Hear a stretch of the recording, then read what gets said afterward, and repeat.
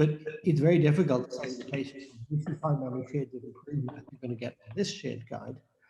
Whatever number it is, it has to be why they added half shades in, so that you could have.